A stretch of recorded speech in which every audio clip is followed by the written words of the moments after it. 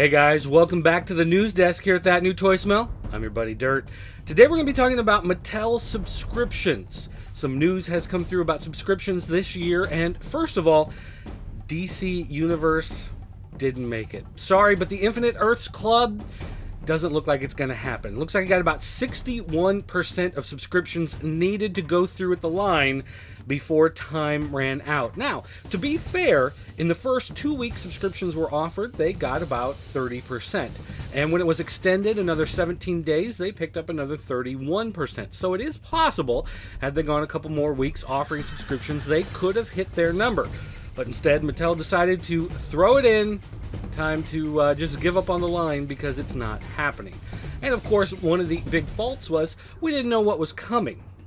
Unlike Masters of the Universe Classics, when it first launches the subscription model, or Ghostbusters when it first launched, there were no characters out yet, so you knew you were getting some top-notch players.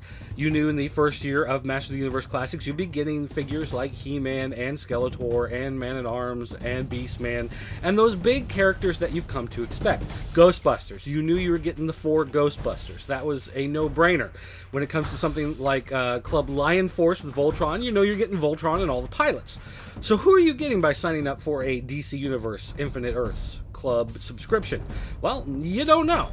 You're not necessarily getting a Superman, Batman, Flash, Wonder Woman set of the core characters that you really want. I mean, I left out Aquaman, but let's face it, nobody wants an Aquaman.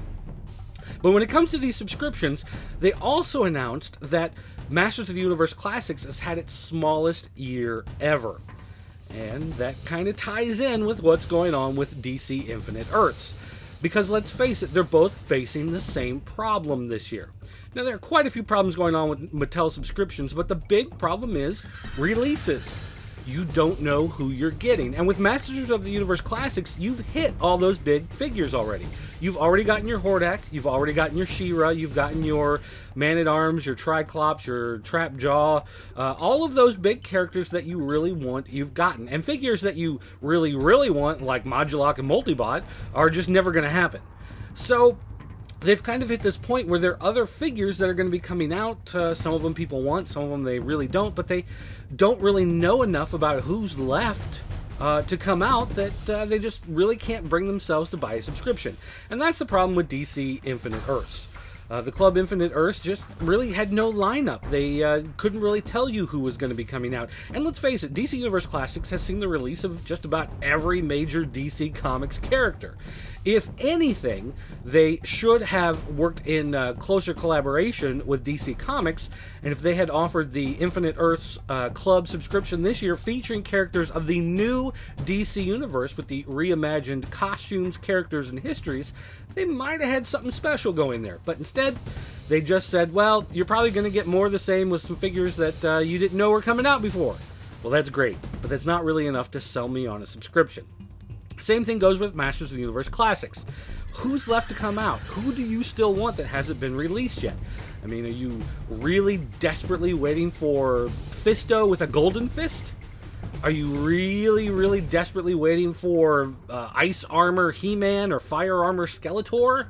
I mean, let's face it, there aren't really a whole lot of figures left for them to do that are really major characters that you're going to want and are kind of worth, fighting for and whatever. So with all of that in mind, what could they have done in order to help both of those subscriptions? Well, one, tell us who's coming. And they shouldn't have blown through all their big A-list characters so quickly in Masters of the Universe Classics. On top of that, though, I think one of the big key concerns with Masters of the Universe Classics is the volume. If you put out 6 figures a year, one every other month, and maybe staggered your releases between subscriptions, you might have been able to get a few more people to sign up. In fact, I can think of quite a few people who just didn't want to have the monthly payment of $30, sometimes $60 coming out of their account every month automatically, because in this type of economy, they just can't count on that money being there.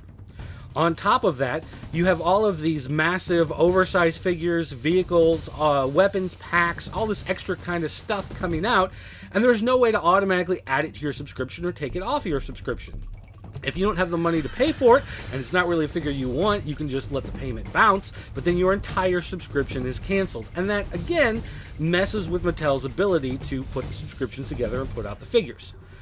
Now, the biggest question that's been plaguing me forever is when you take a look at something like Club Lion Force, you know exactly which lions are coming out and which figures are coming out, and your entire year is laid out for you. In fact, when you're making your order, you're not really signing up for a subscription so much as you're just pre-ordering the entire line. Why they couldn't do this with DC Universe Classics or Masters of the Universe Classics is beyond me. It seems like a no-brainer to just say, here are the figures, sign up now. And if you don't want to do it on a month-by-month basis, then at least lay out where they're coming out over the next 12 months. Maybe sign up for a 6-month subscription, a 3-month subscription, or the whole year. I know, that's a little bit of extra work, but considering Digital River can't even get their regular orders straight, maybe it's time that was part of the problem that needs to be fixed as well. Digital River has been one of the biggest problems in all of these subscriptions. They can't seem to process one single order without a problem, or ship them to the right address, or ship them without getting mangled in the mail, or, I don't know, even put them in a box when they ship them out to keep them from getting dented up and messed up in transit. It's just been one big headache after another with Digital River, messing up credit card payments, losing people's account information, saying they're signed up for a subscription, then they're not signed up, then they're signed up twice. None of this stuff makes any sense. It's an inept company, and the fact that Mattel still sticks with them shows that they're not really willing to address these problems. But you know, if none of this makes sense, just make sure you read the bios.